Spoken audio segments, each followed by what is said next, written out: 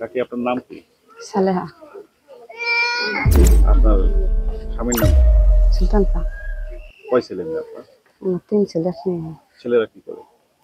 ছোট ছেলে হলো গেছে সৌদি, আর বড় ছেলে ঢাকা চাকরি করে। আর মাঝে ছেলে যে পানের দোকান করে, সিগারেট পান সিগারেট বেচে, লেডি দোকান আছে, আবার গানে গানে বেছে। ও আচ্ছা।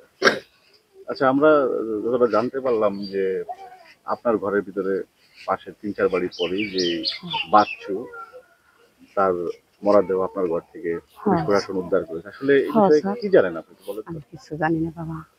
আপনার এক ঘরের ভিতরে একটা মানুষের আমরা মরদেহ পড়ে এই আছে, যে আপনি এই যে এই রাতুর নেই, আমি বারান্দায় শোয়া আপনার পর্দা দিয়া। ঘরের দরজা কি লাগানো ছিল? ওই যে ওটা ঢাকনা দিয়ে থুই, লাগান যায় না, ঘিন লাগে না। বাচ্চু কি আপনার বাড়িতে আরো আসতো আগে?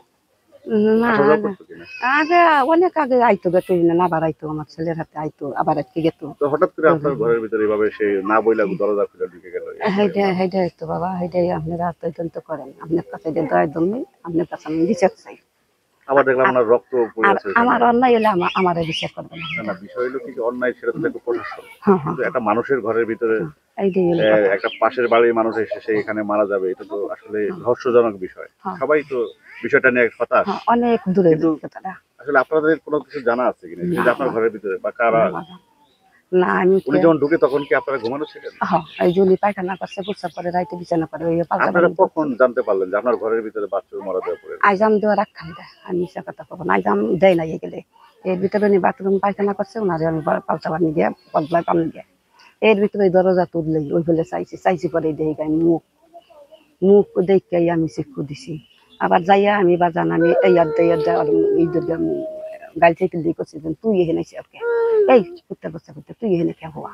আমি বলছি আর কি করি হইয়া রয়েছে, আসতেও পারে হেও অগলতা কি করে, তখন কি ওনার নিশা করে নিঃশ্বাস ছিল? না। তখন মারা গেছে? হ্যাঁ, কয়টার দিকে মারা যেতে পারে ধারণা আপনার? আমি বলতে পারবো না। আপনি যখন শরীরে হাত দিয়েছেন তখন কি ঠান্ডা না কি গরম শরীর কিরকম? হ্যাঁ ঠান্ডা, পাইছে দুটা ঠান্ডা, আমি কইতে পারবো না, আমি তো ঘুমাই না, ঘুমে ঘুমে তো দেখছি। কয়টার দিকে ঘুমাইছেন আপনি? আমি রাত 10টা বাজে ঘুমাইছি। উনি ঢুকছে আনুমানিক কয়টার দিকে হবে? হ্যাঁ, খবর পারি না বাবা, আমি তো দেখি নাই শুধু ফোন করা। বাচ্চার সাথে কি আপনাদের কোনো লেনদেন আছে, কোনো লেনদেনের বিষয়? ও আছে, আমার ওই ছোট ছেলে বিদেশে গেছে, আর একবার ও টাকা দিছিল, আমার ছেলে ওরে পরিশোধ করে দিছে। এইবার আবার ওর ওই যে এই করছে, আকামা করায় টাকা লাগবে, এসে কিছু বাচ্চু আমার 50,000 টাকা দিছে। হ্যাঁ, সে ও 40,000 না 45,000 টাকা দিছে ব্যবসার উপরে, দিয়া দিছে গতবার কোরবানিতে। সেই টাকা সুদে আসলে আর 80,000 টাকা হয়েছে।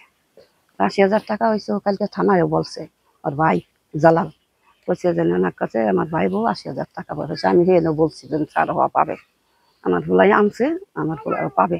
তাই সুদ আসল দিয়ে 80,000 টাকা হয়েছে, আর কি বছরে বেশি হয়ে গেছে হে হয়েছে। হ্যাঁ, সে যাবে ভাই লিখে রাখলো। আর হে বললো কি তাই টাকাটা 2-1 দিনের ভিতরে দিয়ে দিন। আচ্ছা, আমি করলাম কি বাবা রে, 2-1 দিনের ভিতরে আমি বলতে পারবো না, আমি 5 দিনের টাইম চাইলাম। 5 দিন পরে আমার ভোলাই যেহেন গুনে পারো ফেন গেলে পাঠাই দিন, এই মাসের 10 তারিখে ওর এমনিও দেওয়ার কথা। আমার পোলার এমনি এই মাসের 10 তারিখে বেতন উড়িয়ে দেওয়ার কথা, আচ্ছা, সামনের এই মাসে। বাচ্চু ভাই কতদিন আগে আপনার বাড়ি আসছিল? হ্যাঁ, পরে দিন 15-20 দিন গেছে, আসে না। ওই বউ আইছিল, তার বউ যে বিদেশে থাকে, সে আবার আইছিল পরে কয় ভাবি আপনি তো আইসেন, তাই বাইকে ফোন দিছিনি, ফোন দিলে আমার একটা নাম্বার দিয়েন, তাহলে আমি বুড়াম ভাইয়ের হাতে কথা কমানে টাকা দিবিনি। বলে হ্যাঁ, সে বউ কইছে কি হলো দিবে, আপনি টাকা এই মাসে দিয়ে দিবেন আপনার টাকা। আর নাম্বার টাম্বার কোনো কিছু দেয় নাই, নেয় নাই। ওনার শরীরে কোনো আঘাত টাঘাত দেখছেন? কার? বাচ্চু ভাইয়ের যে মরদেহ কোনো আঘাত আমি টাঘাত? আর দেখি নাই বাবা, আমি বেহুশ হয়ে গেছি। আমি তো ইয়ে দেখে আমার গত কাঁপতে আছে, আমার আমি জনেরটা এসে গেছে, আমি যেন ওই যে 4-5 জন আমার দিকে রাখছে, আমি তো আর দেখি নাই, আমি তো আর মুখ দেখেই আমার একটা রাডা পেয়ে গেছি। আসলে আপনি কি মনে করেন কাকি, আসলে ওনার মৃত্যুটা কি স্বাভাবিক নাকি আসলে কোনো দুর্ঘটনা, কি মনে করেন আল্লাহ আপনি? জানে, আপনারা এটা তদন্ত করেন, আপনাদের কাছে সব কিছু দয়া তুমি আপনারা বের করেন, এটা আমি চাই আপনার কাছে। আপনার ঘরে যে ওনার লাশটা পাওয়া গেল, আসলে এই বিষয়ে আপনি এখন কি বলতে চান একটু বলেন তো? আমি তো বুঝি না বাবা, আমি তো বুঝি না, এটা বের করবেন আপনারা, আপনাদের কাছে এটা দয়া তুমি করি, আপনার কাছে এটা আমি বিশ্বাস ছিলাম, আপনারা বের করবেন। আর আমি যদি মার্কে থাকি, আমারও বিচার করবেন আপনারা, এই আপনারা রশি পরিষ্কার আর এই করবেন। জামা কোথা থেকে আসলো আপনার ঘরে? হাইটাই তো কইতে পারি না, পরে সে নিজে মাইসে দেখে এই চালের। এই রশি আর জামা কি আপনাদের? না আপনার ঘরে শুনলাম 2 জোড়া স্যান্ডেল পাওয়া গেছে, এইগুলো কাছে? এই যে সেন্টে এই ও সেন্টে আপনার নিজের হ্যাঁ অন্য কারো?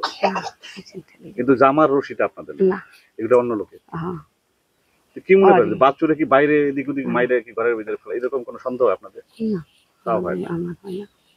আমি কেউ কথা কম না বাবা, আমি কে আচ্ছা, ওনার নাকের উন্নতি কোনো রক্ত টক্ত দেখছেন? না। ওই রক্তটা কোথা না থেকে আসলো ওই বলতে পারেন?